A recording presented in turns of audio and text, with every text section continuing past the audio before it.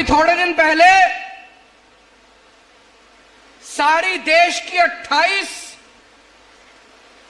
विपक्षी पार्टियों ने मिलकर एक गठबंधन बनाया। सुना आप लोगों ने?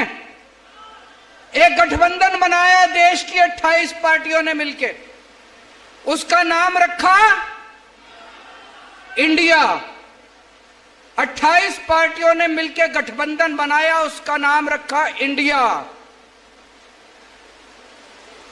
इन लोगों को इतनी चिढ़ मची, ये बीजेपी वाले इतने बौखला गए, बोले हम भारत का नाम बदलेंगे, अब इंडिया नहीं बोलेंगे।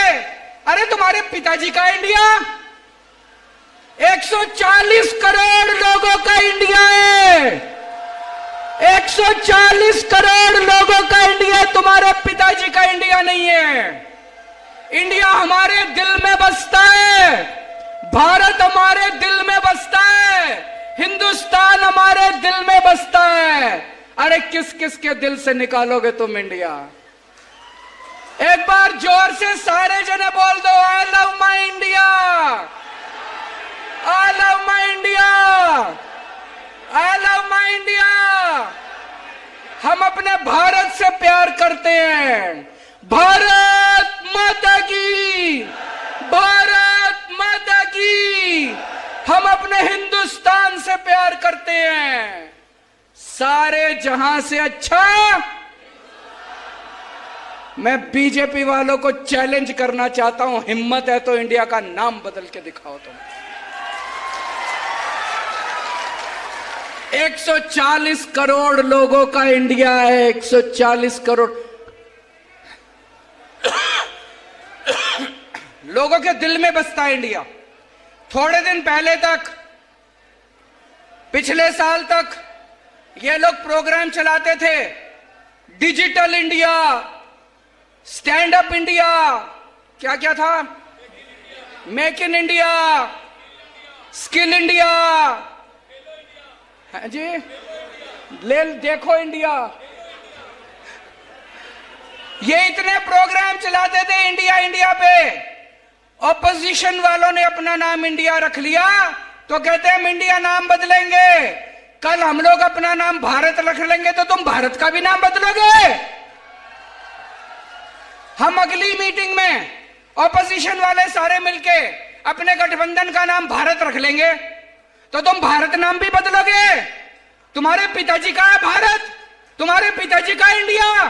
खबरदार अगर तुम लोगों ने इंडिया का नाम बदलने की हिम्मत की तो 140 करोड़ लोग उठ के बीजेपी वालों को इस देश से बाहर भगा देंगे। अच्छा एक चीज बताओ, नेता किस टाइम काबू में आता है? चुनाव के टाइम में, है ना? केवल चुनाव के टाइम में काबू में आता है नेता, बाकी 5 साल शक्ल नहीं दिखाते। 5 साल चुनाव के टाइम में आते हैं, आपके सामने आपके पैर भी पड़ते हैं, फोटो भी खिंचाते हैं आपके साथ, आपकी जी हजूरी भी करते हैं, झूठे झूठे वादे करके जाते हैं। अब इनको बड़ी तकलीफ हो रही है, रोज चुनाव होते हैं, कभी विधानसभा चुनाव, कभी लोकसभा चुनाव, कभी पंचायत के चुनाव, कभी निगम के चुनाव, कभी काउंसिल के चुनाव। इनको बड़ी तकलीफ हो रही है, ये रोज रोज जनता में जाना पड़ता है। इनके ऐशो आराम, इन्होंने खूब अय्याशी कर रखी है, इनके ऐशो आराम में फर्क पड़ रहा है।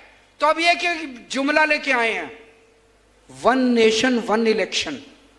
कह रहे 5 साल में एक ही बार करा लेंगे सारे चुनाव, फिर 5 साल ऐश करेंगे, 4.5 साल पूरी दुनिया में घूमेंगे, पेरिस जाएंगे, अमेरिका जाएंगे, कनाडा जाएंगे, न्यूयॉर्क जाएंगे, टोक्यो जाएंगे, खूब घूम घाम के 4.5 साल बाद आएंगे, फिर आपके सामने हाथ जोड़ के खड़े हो जाएंगे। कह रहे 1 नेशन 1 इलेक्शन कभी मत होने देना। मैं तो कहता हूं हर महीने चुनाव होने चाहिए ताकि आपके बीच में आते रहे नेता। होना चाहिए कि नहीं होना चाहिए? ये इनकी नीयत खराब है, इनके दिल में खोट है, काला है इनके दिल में, जो कह रहे हैं 1 नेशन 1 इलेक्शन। अरे 1 नेशन 1 इलेक्शन नहीं होना चाहिए, 1 नेशन 1 एजुकेशन। 1 nation 1 education.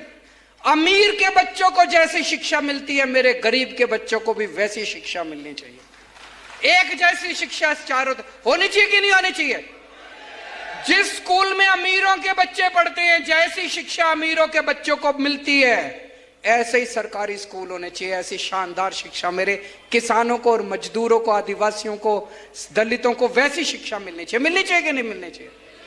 हमें वन नेशन वन इलेक्शन नहीं चाहिए, हमें वन नेशन वन एजुकेशन चाहिए। मेरे साथ जोर से बोलो, one nation one education, one nation one education.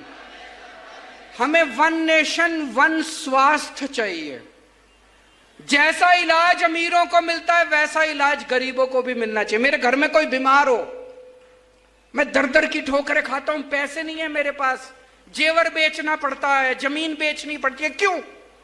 Bharat में पैदा हुआ हूं, भारत सरकार की जिम्मेदारी है कि अगर मेरे घर में कोई बीमार हो तो मेरे को अच्छा इलाज मिलना चाहिए।